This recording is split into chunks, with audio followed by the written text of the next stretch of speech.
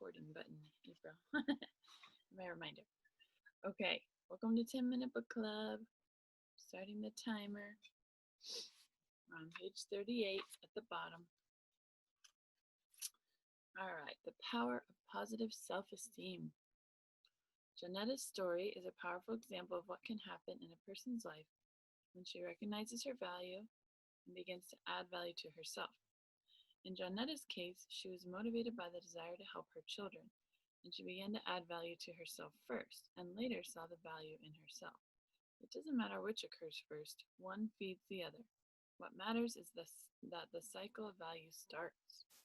If you don't realize that you have genuine value and that you are worth investing in, then you will never put in the time and effort needed to grow to your potential. If you're not sure you agree with that, then consider the following. Self-esteem is the single most significant key to a person's behavior. Often have I heard my friend Zig Ziglar say, it's impossible to consistently behave in a manner inconsistent with how we see ourselves. Ooh, that's good. I feel like I need to read that again. It's impossible to consistently behave in a manner inconsistent with how we see ourselves. We can do very few things in a positive way if we feel negative about ourselves. Zig has a very practical, common sense wisdom that he has shared with people for years, but experts in the field agree with his assessment. Nathaniel Brandon, a psychiatrist and expert on the subject of self-esteem, says, no factor is more important in people's psychological development and motivation than the value judgments they make about themselves. Every aspect of their lives is impacted by the way they see themselves. If you believe you are worthless, then you won't add value to yourself.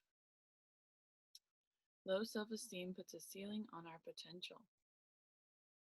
I am well known for teaching the law of the lid from the 21 Irrefutable Laws of Leadership. Imagine that you want to do something great in your life that impacts a lot of people. Perhaps you want to build a large organization. That desire, no matter how great, will be limited by your leadership. It is a lid on your potential. Well, your self-esteem has the same kind of impact. If your desire is a 10, but your self-esteem is a 5, you'll never perform at the level of a 10.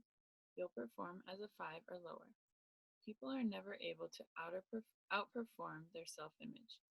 As Nathaniel Brandon said, if you feel inadequate to face challenges, unworthy of love or respect, unentitled to happiness, and fear assertive thoughts, wants, or needs, if you lack basic self-trust, self-respect, and self-confidence, your self-esteem deficiency will limit you no matter what other assets you possess. This is so true. I've definitely found this to be true. I feel like I worked so hard on myself, but I still didn't see myself as a leader, and so I wasn't. But once I saw myself as a leader and saw myself adding value and believed myself, then I could just help anyone, Pretty cool. The value we place on ourselves is usually the value others place on us. A man went to a fortune teller to hear what she had to say about his future. She looked into a crystal ball and said, you will be poor and unhappy until you are 45 years old. Then what will happen? Asked the man hopefully. Then you'll get used to it. I'm sorry to say that's the way most people live their lives, according to what others believe about them. If the important people in their lives expect them to go nowhere, then that's what they expect for themselves. That's fine if you're surrounded by people who believe in you, but what if you're not? You shouldn't become too concerned about what others might think of you. You should be more concerned about what you think of yourself. That's what Janetta McSwain did. As she prepared for her move to Atlanta, her friends and family told her it would never happen. When she did move, they told her she would fail and return to Birmingham. Nobody really believed in her. She didn't care. She had her own solution. She says, you don't have to accept what people say you have to be. Isn't that wonderful? If you put a small value on yourself, rest assured the world will not raise the price. If you want to become the person you have the potential to be, you must believe you can. And I feel like if you have people surrounding you telling you you can't do something, you can just see that they have scarcity mentality, they can't see that vision. And so that's something that we can help people with, you know what I mean? Like us believing in ourselves and going and doing big things shows people that it's possible. And it's just like, watch me. I love how she said that. Watch me. I will say, like, you and Emily are what helped me believe in myself because I didn't at all at first. And so giving someone kind of that glimmer of you can do it and then helping them learn the self-esteem, Mm-hmm. that really helps. Oh, I'm so glad you are beautiful. And you know what? When you like start to believe in yourself, that confidence just like it like shines out, and it attracts more people. And it's so cool. Yeah, definitely become a better person, Yeah. I think. Do we have matching shirts today, Shannon? They're so Well, cool. almost. Mine's for the Pretty high close. school. It's pretty close. Yeah, Love it. Do you want to turn to read, Shannon, or are you doing stuff? I'm doing stuff. Okay, cool. No, it's fine. No worries. I just didn't want to, hog the limelight. Okay, I'm gonna keep reading. Where? Oh yeah, okay. Steps to build your self-image. I must admit that self-image has never been a problem for me. I grew up in a very positive environment. I've always believed I could succeed. But I've worked with a lot of people who didn't, and I've been able to help some of them turn the corner and believe in themselves the way I believe in them. And I hope to be able to help you too, if that's your situation. To get you started, please take to heart the following 10 suggestions. Number one, guard your self talk. Whether you know it or not, you have a running conversation with yourself all the time. What is the nature of yours? Do you encourage yourself or do you criticize yourself? If you are positive, then you help to create a positive self image. If you're negative, you undermine your self worth. Where does negative critical self talk come from? Usually from our upbringing. In their book, The Answer, businessman authors John Assaraf and Murray Smith talk about the negative messages children receive growing up. They write, by the time you're 17 years old, you've heard no, you can't, an average of 150,000 times. You've heard yes, you can about 5,000 times. That's 30 no's for every yes. That makes for a powerful belief of I can't. Sounds a little bit familiar with Plexus, yeah? Get a lot of no's.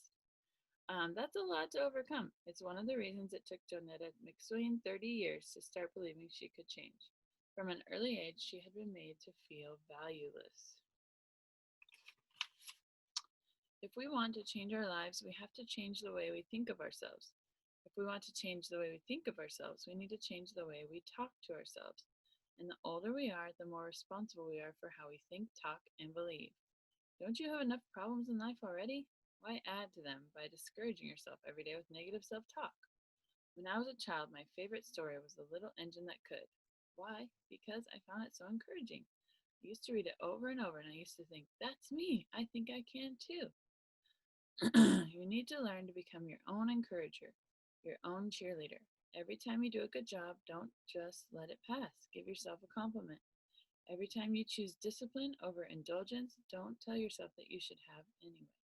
Recognize how much you are helping yourself. Every time you make a mistake, don't bring up everything that's wrong with yourself.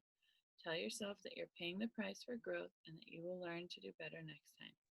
Every positive thing you can say to yourself will help. That's so hard. I think I remember when I was going through the what to say when you talk to yourself book, and I just remember thinking like my brain is going too fast. Like I cannot slow it down. Like there's just too many things that I can't like pick out what's going on in there. And it was just like it was just humming all the time with negative thoughts. And so it was so hard to like just slow it down, pick out one, like turn it, But that slow down to speed up thing, it's just so true, and that's what we have to do. Number two, stop comparing yourself to others. When I started my career, I looked forward to the annual report from the organization showing statistics for each of its leaders. As soon as I received them in the mail, I'd look for my standing and compare my progress with the progress of all the other leaders. After about 5 years of doing that, I realized how harmful it was. What happens when you compare yourself to others? Usually it's one of two things. Either you perceive the other person to be far ahead of you and you feel discouraged, or you perceive yourself to be better than the other person and you become proud. Neither of those is good for you, and neither will help you to grow. Comparing yourself to others is really just a needless distraction. The only one you should compare yourself to is you. Your mission is to become better today than you were yesterday. You do that by focusing on what you can do today and improve and grow. Okay, that was our timer. I'm just going to finish that paragraph. Do that enough, and if you look back and compare the you of weeks, months, or years ago to the you of today, you should be greatly encouraged by your progress. I was talking to a girl at Gold Retreat about comparison because she's having a hard time with comparison, and just the thought came to me, like, I feel like it was inspired, but like, we're all running our own race. Like, we all have our own track, and there's no one else on the track but us. Like, if you think of it that way, like, you're in first place in your race, and it doesn't, like, you don't have to race against anyone. You just keep going, try to improve your times, and it's just cool to think about. Like, there's no one else there. You just gotta do your own thing. you know. Okay, awesome 10-minute book club. So glad to be back to it. I'm ready to slay the day. I'm gonna reach out to my 10 Yay. 10 newbies. It's gonna push me. Oh, Do it. good play. What was that?